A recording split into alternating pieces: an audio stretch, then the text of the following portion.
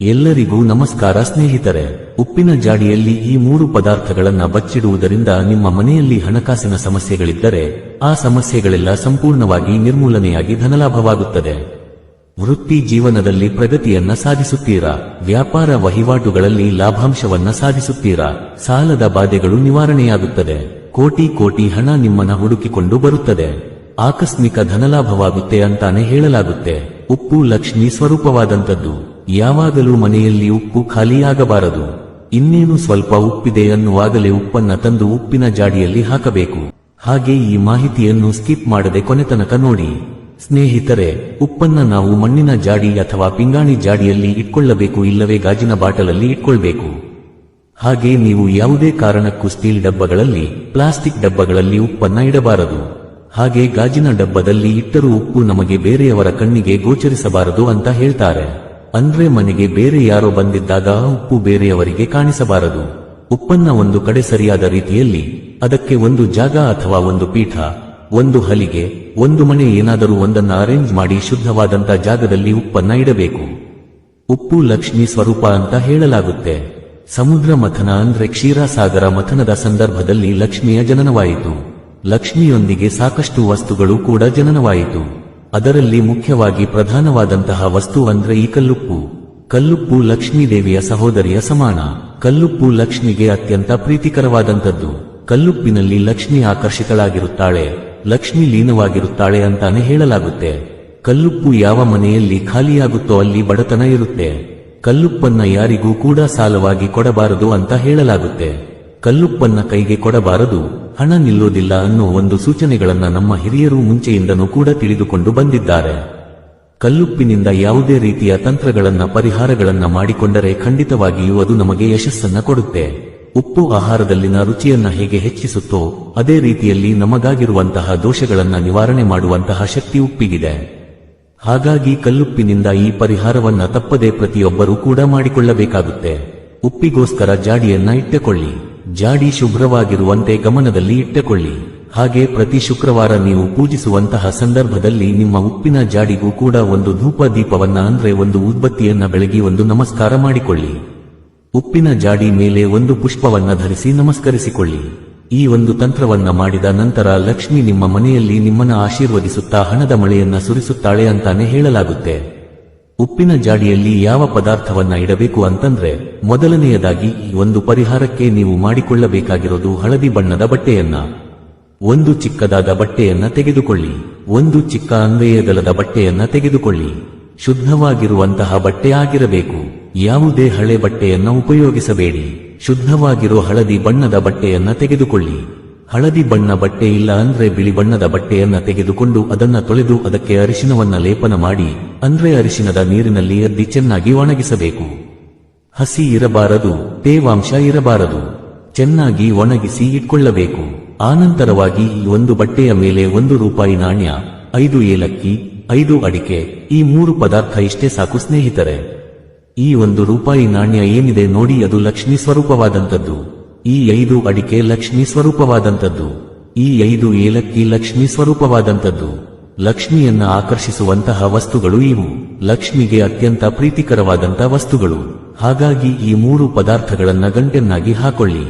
ನೀವೇನಾದ್ರೂ ಮನೆ ಆಕರ್ಷಣೆಗಾಗಿ ಮಾಡಿಕೊಳ್ತಾ ಇದ್ದೀವಿ ಅಂದ್ರೆ ಈ ರೀತಿ ಮಾಡಿಕೊಳ್ಳಿ. ಚಿನ್ನವನ್ನ ಆಕರ್ಷಣೆ ಮಾಡಿಕೊಳ್ಳಬೇಕು. ಗಿರವಿ ಇಟ್ಟಿರೋ ನಿಮ್ಮ ಆಭರಣಗಳು ನಿಮ್ಮ ಬಳಿಗೆ ಬರಬೇಕು ಅಂದ್ರೆ ಯಾವುದಾದರೂ ಒಂದು ಚಿನ್ನದ ಮೂಗುತಿನೋ ಅಥವಾ ಒಂದು ಚಿನ್ನದ ಉಂಗುರನೋ ಏನಾದರೂ ಒಂದನ್ನ ನೀವು ಈ ಗಂಟಿನ ಜೊತೆ ಅಂದ್ರೆ ಗಂಟು ಒಳಗಡೆ ಹಾಕಿಟ್ಟು 24 ಗಂಟೆಯ ಉಂಗುರ ಅಥವಾ ಆ ಚಿನ್ನ ಏನಿರುತ್ತೆ ಅದನ್ನ ತೆಗೆದುಕೊಂಡು ಒಂದು ಪೇಪರಲ್ಲಿ ಹಾಕಿ 24 ಗಂಟೆ ನಂತರ ಒಂದು ಚಿನ್ನವನ್ನ ತೆಗೆದು ನಿಮ್ಮ ಬೀರುವಿನಲ್ಲಿ ಇಟ್ಟುಕೊಳ್ಳಿ. ನೀವು ಅಡವಿ ಇಟ್ಟಿರುವಂತಹ ಒಡವೆಗಳು ನಿಮ್ಮ ಹತ್ರ ಬರುತ್ತೆ. ಹೆಚ್ಚು ಒಡವೆಗಳನ್ನ ಕೊಂಡುಕೊಳ್ಳುವ ಯೋಗ ಬರುತ್ತದೆ. ಹಾಗೆ ನಾನು ತಿಳಿಸಿಕೊಟ್ಟಂತ ಈ ಗಂಟನ್ನ ಉಪ್ಪಿನ ಜಾಡಿಯಲ್ಲಿ 48 ದಿನಗಳ ಕಾಲ ಬಿಡಬೇಕಾಗುತ್ತದೆ. 48 ದಿನ ನೀವು ಉಪ್ಪಿನ ಜಾಡಿಯಲ್ಲಿ ಈ ಒಂದು ವಸ್ತುಗಳನ್ನ ಬಿಟ್ಟರೆ ಆ 48 ದಿನದೊಳಗೆ ವಿಪರೀತವಾದಂತ ಧನ ಪ್ರಾಪ್ತಿಯಾಗುತ್ತೆ. ಹಣ ನಿಮ್ಮನ್ನ ಹುಡುಕಿಕೊಂಡು ಬರುತ್ತೆ. ಸಾಲ ಬಾಧೆಗಳು ನಿವಾರಣೆಯಾಗುತ್ತೆ. ಎಷ್ಟೇ ಸಾಲ ಇದ್ದರೂ ಕೂಡ ಅದನ್ನ ತೀರಿಸುವಂತಹ ದಾರಿ ಮಾರ್ಗ ಸುಲಭವಾಗಿ ಓಪನ್ ಆಗುತ್ತದೆ. ಹಣ ಅಂದ್ರೆ ಧನ ದ್ವಾರಗಳು ತೆರೆದುಕೊಳ್ಳುತ್ತವೆ ಅಂತಾನೆ ಹೇಳಲಾಗುತ್ತೆ. ಈ ಒಂದು ಅದ್ಭುತ ಪರಿಹಾರ ಅನಾದಿ ಕಾಲದಿಂದ ಬಂದಿರುವಂತದ್ದು, ತಪ್ಪದೆ ಮಾಡಿಕೊಳ್ಳಿ. 48 ದಿನಗಳ ನಂತರ ಈ ಬಟ್ಟೆಯಲ್ಲಿರುವಂತಹ ಹಣ ಇಡುವ ಜಾಗದಲ್ಲಿ ಇಡಿ.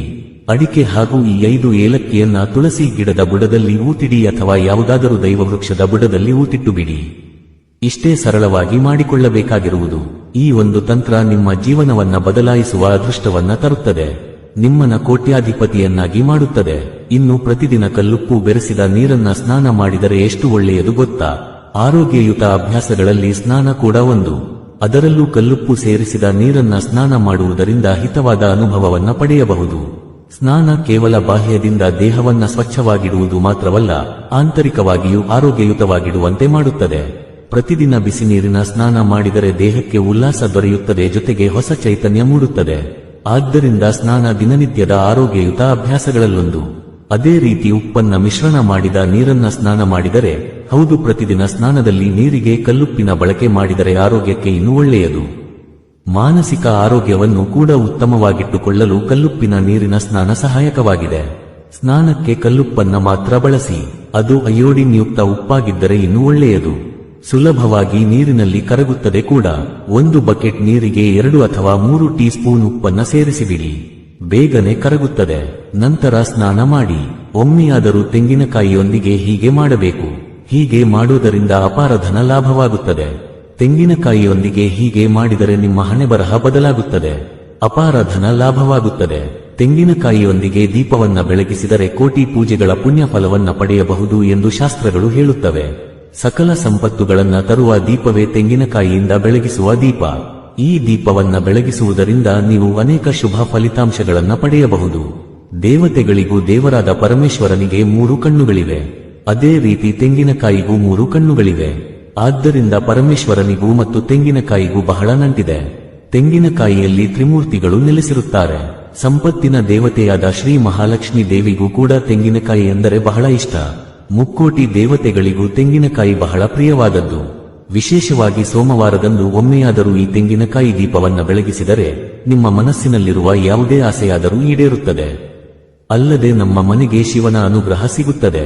ಸಾಧ್ಯವಾದರೆ 4 ಸೋಮವಾರಗಳ ಕಾಲ ತೆಂಗಿನಕಾಯಿ ದೀಪವನ್ನ ಹಚ್ಚಿ, ನಿಮ್ಮ ಮನೆಯಲ್ಲಿ ಸುಖ ಐಶ್ವರ್ಯಗಳು ತುಂಬಿರುತ್ತವೆ. ದೀಪ ಹಚ್ಚುವ ವಿಧಾನವೇನೆಂದರೆ, ಮೊದಲು ಒಂದು ಉತ್ತಮ ತೆಂಗಿನಕಾಯಿಯನ್ನ ತೆಗೆದುಕೊಂಡು ಅದನ್ನ ಕೈಯಲ್ಲಿ ಹಿಡಿದು ಮನಸ್ಸನ್ನ ಕೇಂದ್ರೀಕರಿಸಿ ಶಿವನಿಗೆ ನಮಸ್ಕರಿಸಿ, ನಿಮ್ಮ ಗೋತ್ರ ನಾಮಗಳನ್ನ ಸಂಕಲ್ಪ ಮಾಡಿಕೊಂಡು ತೆಂಗಿನಕಾಯಿಯನ್ನ ಒಡೆದು ಅದರಲ್ಲಿರುವ ನೀರನ್ನ ಒಂದು ಗ್ಲಾಸ್ನಲ್ಲಿ ಸುರಿಯಿರಿ. ತೆಂಗಿನಕಾಯಿ 2 ಸಮಾನ ಭಾಗಗಳಾಗಿ ಒಡೆಯಬೇಕು. 3 ಕಣ್ಣುಗಳಿರುವ ತೆಂಗಿನ ಚಿಪ್ಪನ್ನ ತೆಗೆದುಕೊಂಡು ನಾರನ್ನ ಸಂಪೂರ್ಣವಾಗಿ ತೆಗೆದುಹಾಕಿ ತಟ್ಟೆಯಲ್ಲಿರುವ ಅಕ್ಕಿಯ ಮೇಲೆ ಇಟ್ಟು ಕೊನೆಯಲ್ಲಿ ನಮಸ್ಕರಿಸಿ. ಈ ತೆಂಗಿನ ಚಿಪ್ಪಿಗೆ ಕುಂಕುಮದ ಬೊಟ್ಟಿಟ್ಟು ಎಳ್ಳೆಣ್ಣೆ ಅಥವಾ ತೆಂಗಿನ ಎಣ್ಣೆ ಅಥವಾ ಹಸುವಿನ ತುಪ್ಪವನ್ನು ಸುರಿಯಬೇಕು. ಎಳ್ಳೆಣ್ಣೆಯಿಂದ ದೀಪವನ್ನ ಬೆಳಗಿಸಿದರೆ ಕುಜದೋಷಗಳು, ರಾಹು ಕೇತು ದೋಷಗಳು, ಅಷ್ಟಮ ಶನಿ ದೋಷಗಳು, ಹೀಗೆ ನಿಮ್ಮ ಜಾತಕದಲ್ಲಿರುವ ಎಲ್ಲಾ ದೋಷಗಳು ನಿವಾರಣೆಯಾಗುತ್ತವೆ. ತೆಂಗಿನ ಎಣ್ಣೆಯಿಂದ ದೀಪ ಹಚ್ಚಿದರೆ ನಿಮ್ಮ ಹಣದ ಸಮಸ್ಯೆಗಳು, ಸಾಲದ ಸಮಸ್ಯೆಗಳೆಲ್ಲವೂ ದೂರವಾಗುತ್ತವೆ. ಇನ್ನು ಎಲ್ಲಕ್ಕಿಂತ ಇದು ತುಂಬಾ ಶ್ರೇಷ್ಠವಾದದ್ದು, ಹಸುವಿನ ತುಪ್ಪದಿಂದ ದೀಪ ಹಚ್ಚಿದರೆ ಮುಕ್ಕೋಟಿ ದೇವತೆಗಳು ಸಂತೃಪ್ತರಾಗುತ್ತಾರೆ. ಈ ರೀತಿ ನಿಮಗೆ ಲಭ್ಯವಿರುವ ಎಣ್ಣೆಯನ್ನ ತೆಂಗಿನ ಚಿಪ್ಪಿನಲ್ಲಿ ಹಾಕಿ 3 ಜ್ಯೋತಿಗಳನ್ನ ಹಚ್ಚಬೇಕು. ಇನ್ನು ಈ ದಿನ ಈ ಎಲೆಯನ್ನ ಮರೆಯದೆ ತಿನ್ನಬೇಕು. ತಿನ್ನುವುದರಿಂದ ನಿಮ್ಮ ಮನೆಯಲ್ಲಿ ಹಣದ ಮಳೆ ಸುರಿಯುತ್ತದೆ, ಕೇಳರಿಯದ ಅದೃಷ್ಟ ಬರುತ್ತದೆ, ಅಂತ್ಯವಿಲ್ಲದ ಐಶ್ವರ್ಯ ಪ್ರಾಪ್ತಿಯಾಗುತ್ತದೆ, ಆರೋಗ್ಯ ಸಮಸ್ಯೆಗಳು ದೂರವಾಗುತ್ತವೆ. ಈ ಎಲೆಯನ್ನ ತಿನ್ನುವುದು ಆರೋಗ್ಯಕ್ಕೆ ತುಂಬಾ ಒಳ್ಳೆಯದು ಎಂದು ಶಾಸ್ತ್ರಗಳು ಸಹ ಹೇಳುತ್ತವೆ. ಒಮ್ಮೆಯಾದರೂ ಬಸಳೆ ಸೊಪ್ಪಿನ ಎಲೆಗಳನ್ನ ತಿನ್ನಬೇಕೆಂದು ಶಾಸ್ತ್ರಗಳು ಹೇಳುತ್ತವೆ. ಅಂದರೆ ಬಸಳೆ ಸೊಪ್ಪನ್ನ ಬೇಯಿಸಿ ತಿನ್ನಬೇಕು ಅಥವಾ ಪಲ್ಯವನ್ನಾದರೂ ಮಾಡಿಕೊಂಡು ತಿನ್ನಬೇಕು. ಬಸಳೆ ಸೊಪ್ಪು ತಿನ್ನುವುದರಿಂದ ಚುರುಕುತನ ಹೆಚ್ಚುತ್ತದೆ ಮತ್ತು ಮಾನಸಿಕ ರೋಗಗಳು ಕಡಿಮೆಯಾಗುತ್ತವೆ. ನಿಂಬೆಹಣ್ಣಿನಿಂದ ಈ ಸಣ್ಣ ಪರಿಹಾರವನ್ನ ಮಾಡುವುದರಿಂದ ನೀವು ಮುಟ್ಟಿದ್ದೆಲ್ಲ ಚಿನ್ನವಾಗುತ್ತದೆ. ನಿಮಗಿರುವ ಸಾಲದ ಸಮಸ್ಯೆಗಳು, ಆರ್ಥಿಕ ಸಮಸ್ಯೆಗಳು ದೂರವಾಗುತ್ತವೆ. ಮೊದಲಿಗೆ ಹಳದಿ ಬಣ್ಣದ 2 ನಿಂಬೆಹಣ್ಣುಗಳನ್ನ ತೆಗೆದುಕೊಳ್ಳಿ. ತಾಜಾ ಆಗಿರಬೇಕು. ನಿಂಬೆಹಣ್ಣುಗಳನ್ನ ತೆಗೆದುಕೊಂಡು 1 ನಿಂಬೆಹಣ್ಣಿಗೆ ಕಾಡಿಗೆಯನ್ನ ಅಂದ್ರೆ ಕಪ್ಪು ಬಣ್ಣಕ್ಕೆ ತಿರುಗುವಂತೆ ಸಂಪೂರ್ಣವಾಗಿ ಹಚ್ಚಿ ಅಥವಾ ಅಲ್ಲಲ್ಲಿ ಚುಕ್ಕೆಗಳನ್ನ ಇಡಿ. ನಂತರ ಇನ್ನೊಂದು ನಿಂಬೆಹಣ್ಣಿಗೆ ಕುಂಕುಮದಲ್ಲಿ ಸ್ವಲ್ಪ ರೋಸ್ ವಾಟರ್ ಅಥವಾ ನೀರನ್ನ ಬೆರೆಸಿ ಪೇಸ್ಟ್ ಮಾಡಿ ಹಚ್ಚಿ. ಹೀಗೆ 1 ನಿಂಬೆಹಣ್ಣಿಗೆ ಕಾಡಿಗೆ, ಇನ್ನೊಂದು ನಿಂಬೆಹಣ್ಣಿಗೆ ಕುಂಕುಮ ಹಚ್ಚಿ, ಈ 2 ನಿಂಬೆಹಣ್ಣುಗಳನ್ನ ಒಂದು ತಟ್ಟೆಯಲ್ಲಿ ಇಟ್ಟುಕೊಂಡು ಅಥವಾ ಅಂಗೈಯಲ್ಲಿ ಇಟ್ಟುಕೊಂಡು ನಿಮ್ಮ ಮನೆಯಲ್ಲಿ ಪ್ರತಿ ರೂಮ್ನಲ್ಲಿ ಅಂದ್ರೆ ಅಡುಗೆ ಮನೆ, ಮಲಗುವ ಕೋಣೆ, ಹಾಲ್, ಮನೆಯ ಸುತ್ತಮುತ್ತಲಿ ಆವರಣದಲ್ಲಿ ಒಮ್ಮೆ ತಿರುಗಾಡಿ. ಹಾಗೆ ತಿರುಗಾಡುವಾಗ ಕೆಟ್ಟದ್ದೆಲ್ಲ ಹೋಗಬೇಕು, ದೋಷಗಳೆಲ್ಲ ಹೋಗಬೇಕು ಎಂದು ಸಂಕಲ್ಪ ಮಾಡಿಕೊಳ್ಳಿ.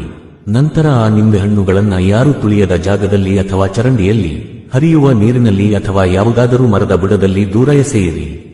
ಆಗ ಆ ಕೆಟ್ಟದ್ದೆಲ್ಲವೂ ದೂರವಾಗುತ್ತದೆ. ಇನ್ನೊಂದು ಪರಿಹಾರವೇನೆಂದರೆ, ರಾತ್ರಿ ಸಮಯದಲ್ಲಿ 2 ನಿಂಬೆಹಣ್ಣುಗಳನ್ನ ತೆಗೆದುಕೊಂಡು ಆ 2 ನಿಂಬೆಹಣ್ಣುಗಳನ್ನ ಒಂದು ತಟ್ಟೆಯಲ್ಲಿ ಇಡಿ. ಇಡುವ ಮೊದಲು ಆ ತಟ್ಟೆಯಲ್ಲಿ 1 ಹಿಡಿ ಉಪ್ಪನ್ನ ಸಹ ಹಾಕಿ. ಉಪ್ಪು ಹಾಕಿ ಆ ಉಪ್ಪಿನ ಮೇಲೆ 2 ನಿಂಬೆಹಣ್ಣುಗಳನ್ನ ಇಡಿ. ಆನಂತರ 4 ಲವಂಗಗಳನ್ನ ತೆಗೆದುಕೊಂಡು ಈ 2 ನಿಂಬೆಹಣ್ಣುಗಳ ಮೇಲೆ ಲವಂಗಗಳನ್ನ ಚುಚ್ಚಿ, ಆನಂತರ ಈ ತಟ್ಟೆಯನ್ನ ತೆಗೆದುಕೊಂಡು ಹೋಗಿ ನಿಮ್ಮ ಮನೆಯ ಮುಖ್ಯ ದ್ವಾರದ ಬಲಬದಿಯಲ್ಲಿ ಇಡಿ. ನಂತರ 2 ಕರ್ಪೂರಗಳನ್ನ ತೆಗೆದುಕೊಂಡು 2 ನಿಂಬೆಹಣ್ಣುಗಳ ಮೇಲೆ ಲವಂಗಗಳ ಮಧ್ಯದಲ್ಲಿ ಇಡಿ. ನಂತರ ಬೆಂಕಿಗಡ್ಡಿ ಸಹಾಯದಿಂದ ಆ ಕರ್ಪೂರದ ಬಿಲ್ಲೆಗಳನ್ನ ಹಚ್ಚಿ, ಅವು ಉರಿಯುತ್ತಿರುವಷ್ಟು ಹೊತ್ತು ನೀವು ಆ ನಿಂಬೆಹಣ್ಣುಗಳಿಗೆ ನಿಮ್ಮ ಕೋರಿಕೆಯನ್ನ ಹೇಳಿಕೊಳ್ಳಿ. ಕರ್ಪೂರ ಸುಟ್ಟು ಹೋದ ನಂತರ ಆ ತಟ್ಟೆಯನ್ನ ಹಾಗೆ ಬಿಟ್ಟು ನಿಮ್ಮ ಕೆಲಸಗಳನ್ನ ನೋಡಿಕೊಳ್ಳಿ. ಇನ್ನು ಆ ನಿಂಬೆಹಣ್ಣು, ಉಪ್ಪು, ಲವಂಗಗಳನ್ನ ಮರುದಿನ ಬೆಳಿಗ್ಗೆ ತೆಗೆದುಕೊಂಡು ಯಾವುದಾದರೂ ಒಂದು ದೊಡ್ಡ ಹಸಿರು ಮರದ ಬುಡದಲ್ಲಿ ಹಾಕಿ ಆಗಬೇಕು. ಇನ್ನು ಈ ದಿನದಂದು 1 ಗ್ಲಾಸ್ ಅಥವಾ ಚೊಂಬಿನಲ್ಲಿ ನೀರನ್ನ ತೆಗೆದುಕೊಂಡು ಆ ನೀರಿನಲ್ಲಿ ಸಣ್ಣ ಬೆಲ್ಲದ ತುಂಡನ್ನ ಪುಡಿ ಮಾಡಿ ಬೆರೆಸಿ, ಹಾಗೆ ಚಿಟಿಕೆ ಅರಿಶಿನವನ್ನು ಸಹ ಬೆರೆಸಿ. ನಂತರ ಆ ನೀರನ್ನ ಹತ್ತಿರದ ಬೇವಿನ ಮರದ ಬಳಿಗೆ ತೆಗೆದುಕೊಂಡು ಹೋಗಿ ಬೇವಿನ ಮರದ ಬುಡದಲ್ಲಿ ಸುರಿದು ನಮಸ್ಕರಿಸಿದರೆ ಗ್ರಹದೋಷಗಳು ಮತ್ತು ಜಾತಕ ದೋಷಗಳು ದೂರವಾಗುತ್ತವೆ. ಅಲ್ಲದೆ ಈ ದಿನ ಸಿಹಿ ಪದಾರ್ಥಗಳನ್ನು ಅಂದರೆ ಸಿಹಿ ತಿಂಡಿಗಳನ್ನು ಮತ್ತು ಪೊರಕೆ, ಪ್ಲಾಸ್ಟಿಕ್ ವಸ್ತುಗಳನ್ನು ಖರೀದಿಸಿ ಮನೆಗೆ ತರಬಾರದು. ಈ ದಿನದಂದು ನೀವು ಮಾವಿನ ಮರವನ್ನ ಸ್ಪರ್ಶಿಸುವುದರಿಂದ ಅಪ್ರತಿಮ ರಾಜಯೋಗ ಪ್ರಾಪ್ತಿಯಾಗುತ್ತದೆ. ಧನ್ಯವಾದ ಸ್ನೇಹಿತರೆ.